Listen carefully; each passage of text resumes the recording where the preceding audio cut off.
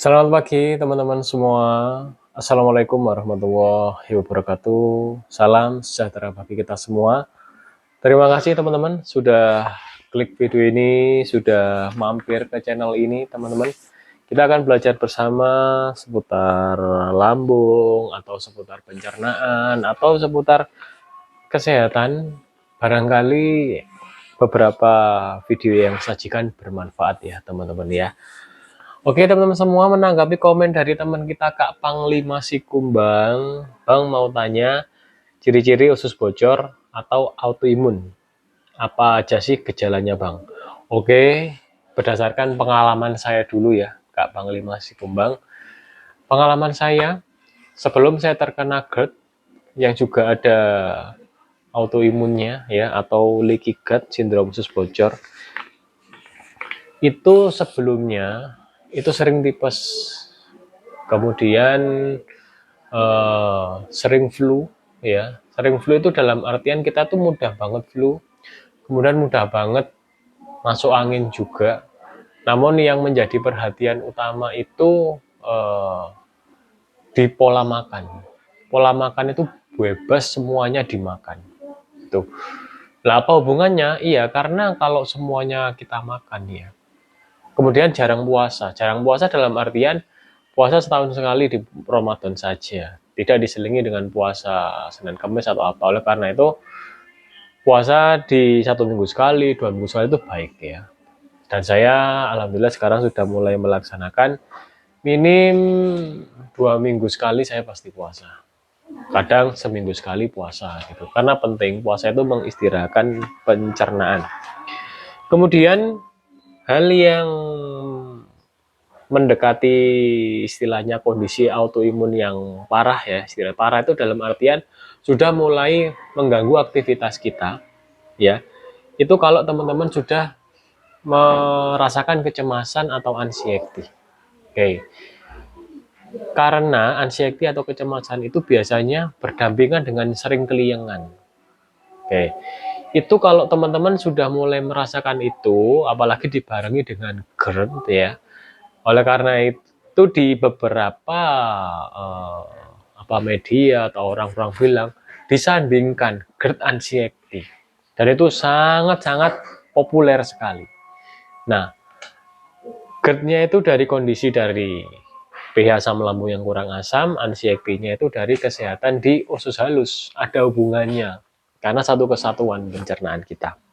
Nah, kalau teman-teman sudah mulai merasakan kecemasan, ya, kemudian sudah mulai merasakan sering keliengan, itu adalah ciri-ciri dari usus bocor atau autoimun. Pada beberapa kondisi, teman-teman ada yang autoimun itu tulang-tulangnya sakit, kemudian kulitnya itu mungkin ada yang belang-belang atau bentol-bentol, kemudian ini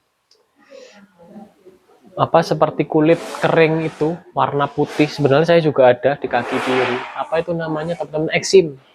Eksim itu juga sama, dia adalah pemicunya dari kesehatan usus halus. Kemudian itu sih yang menjadi perhatian utama karena sindrom usus bocor itu atau autoimun teman-teman ya itu suatu kondisi penyebabnya sih sebenarnya kalau menurut pengalaman saya ya. Jadi ada dua sebab. Yang pertama itu dari pola makan kita, yang kedua dari kondisi kesehatan psikologis kita. Di mana kondisi psikologis ini biasanya stres berat.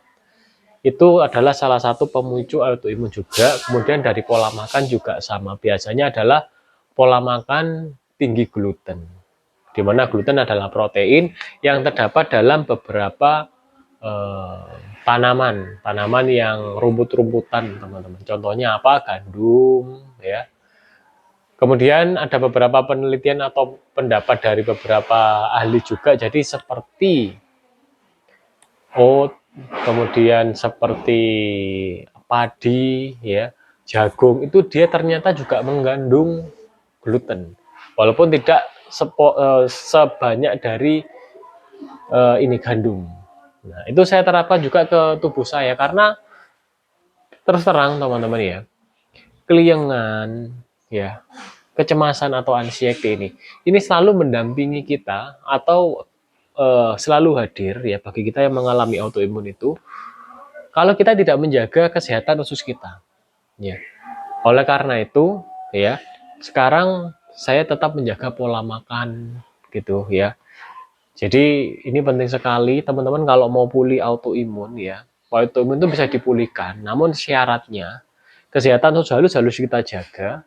Kemudian jangan masukkan lagi ya makanan yang memicu gitu. Karena kondisinya itu sudah apa ya istilahnya ya, sudah tidak seperti sedia kala seperti itu.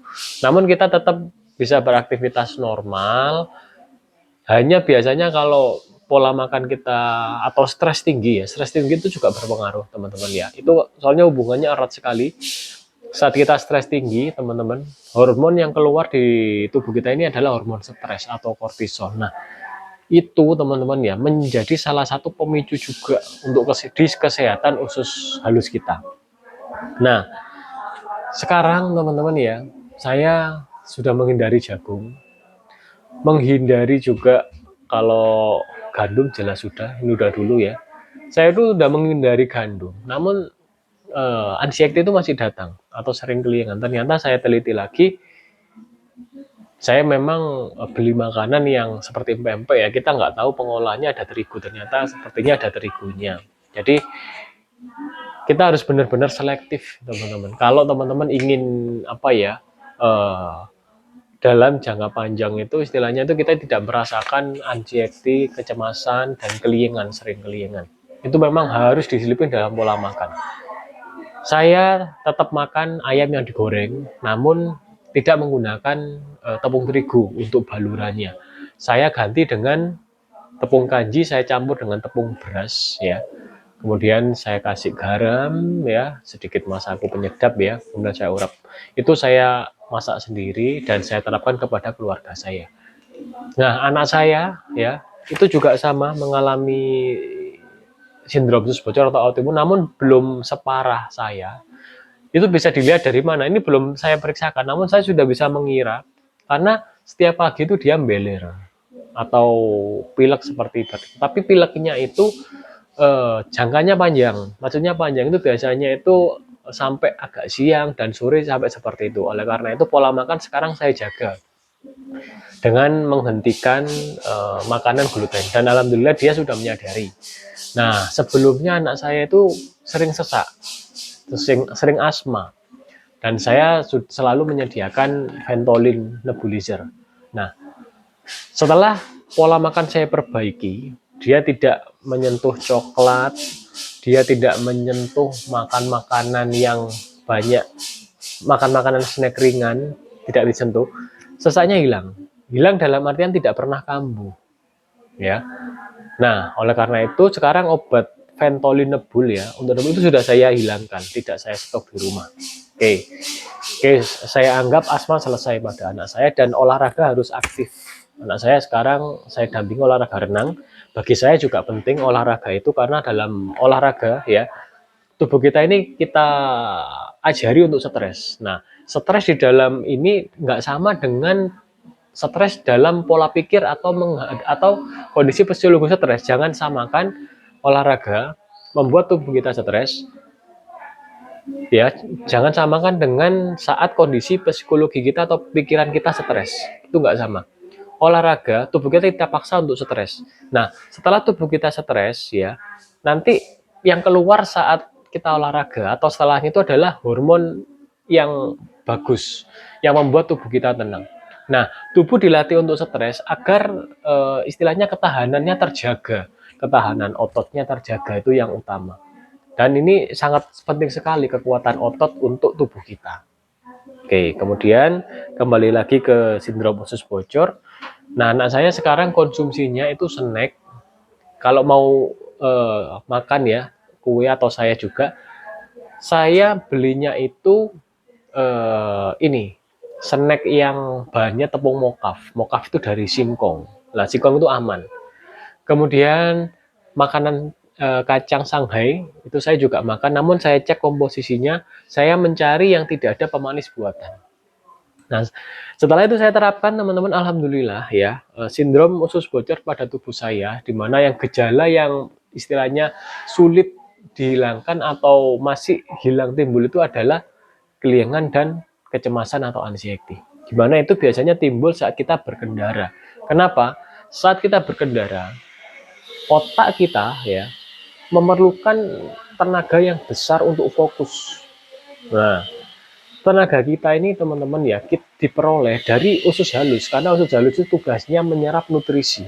Nah, di situ usus halus kita kurang sehat karena nutrisi kita itu kurang bagus atau masih ada sesuatu makanan yang bisa menyebabkan peradangan di usus halus. Nah, setelah kita jaga pola makan teman-teman ya, nanti konsentrasi di saat kita berkendara itu akan menjadi stabil lagi. Sehingga sekarang teman-teman ya, saya setiap pagi harus sarapan. Jam 7, jam 8 sudah harus masuk nutrisi. Karena saya setiap jam 6 sore paling lambat saya sudah berhenti makan. Istilahnya saya tidak ada makan malam lagi, sehingga besoknya teman-teman ya maksimal jam 7, jam 8 sudah harus masuk nutrisi. Sehingga dalam satu hari perut kosong di 14 jam. Nah, itu menurut saya stabil atau efisien di dalam tubuh saya. Kalau saya majukan makannya ya, ini kondisi saat nggak puasa ya. Kalau saya majukan itu khawatirnya nanti kalau jam 9, jam 10 belum makan teman-teman ya. Karena kita ini istilahnya itu ada, ya istilahnya ada sindrom usus bocornya. Khawatirnya tuh kekurangan energi gitu. Sehingga kalau kekurangan energi biasanya, teman-teman, biasanya loh ya, ini pengalaman saya, itu jadi agak keliengan, agak enggak fokus. Nah, kalau udah gitu biasanya kecemasan muncul. Nah, seperti itu ya, kita menjawab pertanyaan dari Kak Panglima Sikumbang ini berdasarkan pengalaman saya. Kita jumpa lagi di video berikutnya untuk membahas segala sesuatu yang berhubungan dengan pencernaan, itu penting sekali. Dan semoga video saya bermanfaat ya teman-teman ya. Oke teman-teman, terima kasih sudah bergabung. Jangan lupa untuk tekan tombol subscribe-nya teman-teman ya, agar bisa mengikuti video-video terbaru dari saya, barangkali bermanfaat. Oke teman-teman semua, terima kasih, selamat beraktivitas. Wassalamualaikum warahmatullahi wabarakatuh. Salam sejahtera bagi kita semua. Rahayu, rahayu, rahayu.